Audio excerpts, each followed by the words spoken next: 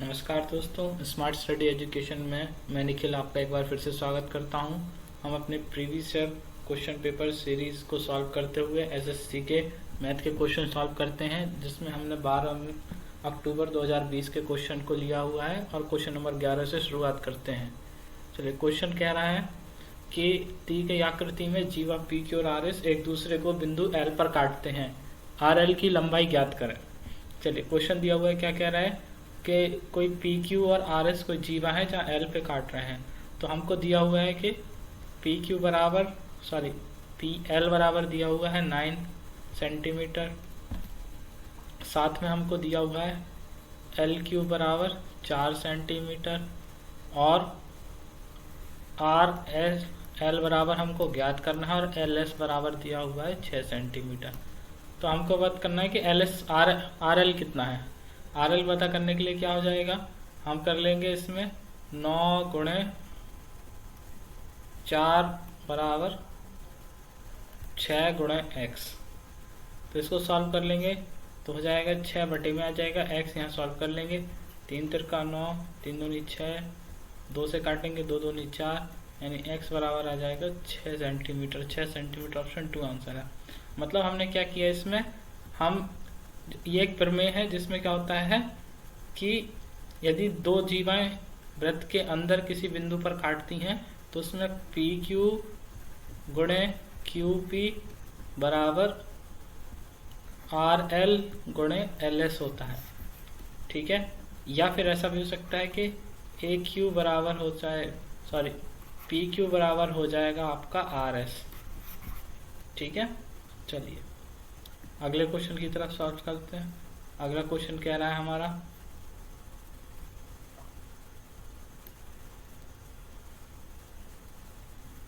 Question है यदि cot A बराबर के है तो साइन ए का मान बताइए। चलिए, बेसिक सा क्वेश्चन है, हम इसको कैसे लगाएंगे इस बेसिक से मैं आपको बता रहा हूँ ताकि समझ में आए। इसमें दिया हुआ है कि ये 90 डिग्री होता है समकोण में और ये कोई ए एंगल है, ठीक है, जिसकी वैल्यू कितनी है, कॉट ए बराबर के है। दिया हुआ है कॉट ए बराबर के। कॉट बराबर क्या होता है आपको पता है, ठीक है, कॉट बराबर होता है 1/10 और 10 की वैल्यू क्या होती है, लंब बटे आधार, यानी इसको हम बोलते हैं लंब हिंदी में और इंग्लिश में बोलते हैं परपेंडिकुलर पी। इसको बोलते हैं बेस आधार और इसको बोलते हैं हाइपोटेनस यानी कर्ण। तो ये हो जाएगा आपका बेस बटे परपेंडिकुलर बराबर क्या होता है आपका, ये दिया हुआ है आपको के।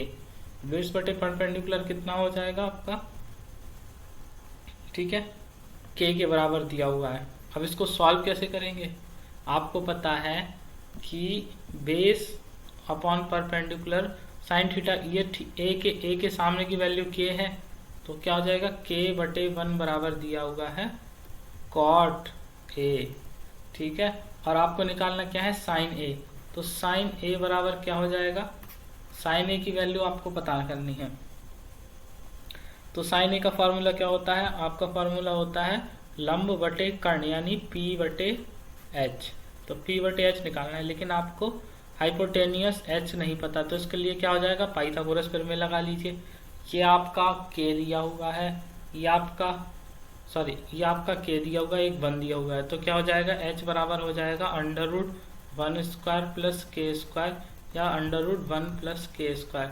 तो फॉर्मूला क्या हो जाएगा आपका, आपको p भी पता है और h भी पता है। परपेंडिकुलर कितना है, k बटे ये हो जाएगा आपका परपेंडिकुलर है 1 और ये हो जाएगा 1 प्लस के स्क्वायर। तो आंसर क्या हो जाएगा, 1/√, ऑप्शन नंबर 4 आपका सही है। चलिए अगला क्वेश्चन करते हैं।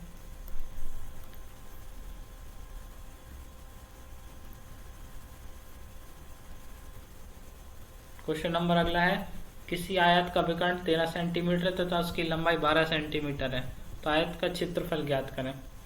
तो आयत का विकर्ण कितना दिया हुआ है, डी, डायगोनल, इसको हिंदी में विकर्ण और अंग्रेजी में डायगोनल कहते हैं, जो कि ये है, ये ए है, ये बी है, ये सी है, ये डी है। तो बी डी बराबर आपको दिया हुआ है 15 सेंटीमीटर और लंबाई L बराबर दी हुई है, ये दिया है 15 और L बराबर दिया हुआ है लंबाई 12 सेंटीमीटर, यानी AB बराबर दिया हुआ है आपको 12 सेंटीमीटर। तो आयत का क्षेत्रफल बताना है। तो क्षेत्रफल बताने के लिए आप क्या कर लेंगे, सीधा सीधा आपको चाहिए लंबाई गुणे चौड़ाई। क्षेत्रफल यही होता है ना, एरिया। लेकिन आपके पास B नहीं है, आपके पास डायगोनल है। अब आपको मालूम है कि आयत का प्रत्येक कोण 90 डिग्री होता है। तो यहाँ पे हम लिख लेंगे त्रिभुज BDA में क्या हो जाएगा, एंगल A बराबर 90। ठीक है, एंगल A बराबर 90 हो गया आपका। तो अब इसमें पाइथागोरस प्रमेय लगा लीजिए, यानी BD का स्क्वायर बराबर हो जाएगा AB का स्क्वायर प्लस AD का स्क्वायर। कर्ण का वर्ग बराबर लंब का वर्ग धन आधार का वर्ग। BD का स्क्वायर मतलब आपका हो जाएगा 15 का स्क्वायर बराबर AB का स्क्वायर क्या हो जाएगा 12 का स्क्वायर प्लस आपको AD का स्क्वायर निकालना है, मतलब x का स्क्वायर। तो ये हो जाएगा 15 का 225, 12 का हो जाएगा 144 बराबर x का स्क्वायर। अब आप यहाँ आगे सॉल्व कर लीजिए, तो हो जाएगा 225 माइनस 144 बराबर एक्स स्क्वायर। 225 में से 144 जाएंगे, 15 में से 5 में से 4 गया 1 और 12 में से 4 गई 8, 81 बराबर एक्स स्क्वायर। और यहाँ पे x बराबर हो जाएगा 9, यानी आपका AD बराबर हो जाएगा 9। अब आप निकाल लीजिए इसका क्षेत्रफल। क्षेत्रफल हो जाएगा L गुणे B, यानी 12 गुणे 9, 12 9 108, और आपका ऑप्शन नंबर भी करेक्ट हो जाएगा। चलिए अगला क्वेश्चन सॉल्व करते हैं। अगला क्वेश्चन है क्वेश्चन नंबर 4। क्वेश्चन नंबर 4 कह रहा है कि एक मोटरसाइकिल को 7,000 रुपये बेचने पर राम को 25% लाभ होता है। ठीक है, क्वेश्चन क्या कह रहा है, बेसिक सा क्वेश्चन है कि कोई भी एक मोटरसाइकिल है जिसका कॉस्ट प्राइस था कुछ, पर उसको उसके कॉस्ट प्राइस से 125% ज़्यादा पे बेचा गया। 25% लाभ मतलब जितना कॉस्ट प्राइस था उतना तो मिला, साथ में 25% और मिला। वो कितने के बराबर है, 70,000 के बराबर है। तो आप निकाल लीजिए कि पहले उसका कॉस्ट प्राइस कितना है, क्रय मूल्य सॉल्व कर लीजिए। 25 पंचे 125, 25 चौको 100, 5 से काट लीजिए, 5 एकम 5, और यहाँ पे बचेगा आपका 2 0 14 और 1 2 3 और 14 चौको 56,000 रुपये आपका क्या था कॉस्ट प्राइस। अब वो कह रहा है उसे 30% लाभ कमाना है।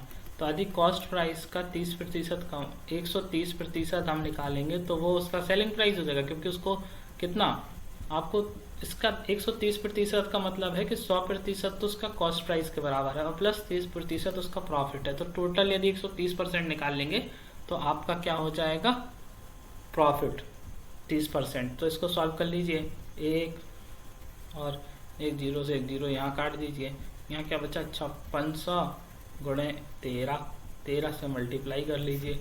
0 0 13 पन्ना 65, 13 6 78, हाँ से लाई 7, 13 पन्ना 65 और 6 कितना हो जाएगा, सॉरी 13 पन्ना 65 और 7 65 और 7 72, 7200 800। ये आपका ऑप्शन नंबर 3 करेक्ट हो जाएगा। चलिए